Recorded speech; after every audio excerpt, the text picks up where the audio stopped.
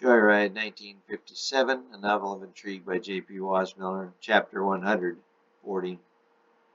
James squished the letter as he stared out the window. He had really fallen for her, and he did not want it to end. However, she left no way to contact him. He was sure Misty could find her, but he did not want to put Angela through that. So he crawled in her hot tub and soaked away what pain he could for the next hour. That afternoon, he decided he would go over to Mission San Francisco de Assis off Market Street to see what kind of cups they had.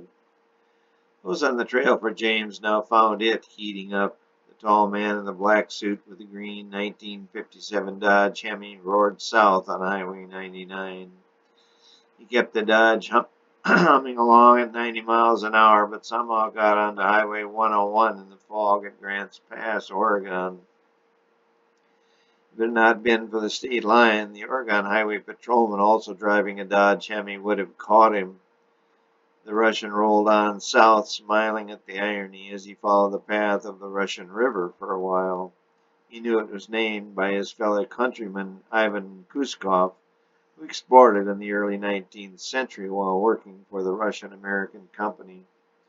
This company was established by the Tsar for the purpose of settling the region. When the tall man in the black suit finally arrived in San Francisco, he took a room at the Mark Hopkins Hotel, fairly close to Russian Hill in the city. Veronica and the Times reporter got off the train at Oakland and took a taxi into the city. They also took a room at the Mark Hopkins.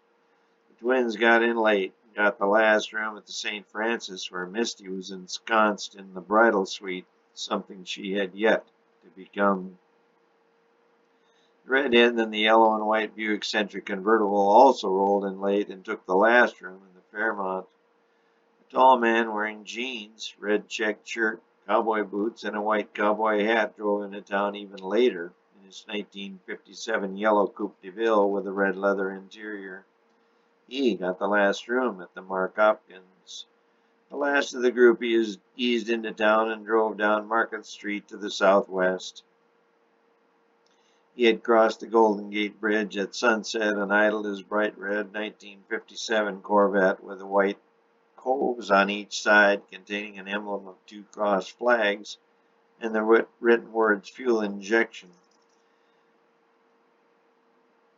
The Vet had a 283 cubic inch, 283 horsepower engine and could outrun anything on the road. He parked the car in the dark lot, rolled up the top as rain was forecast, and walked to the door of the San Francisco de Assis mission.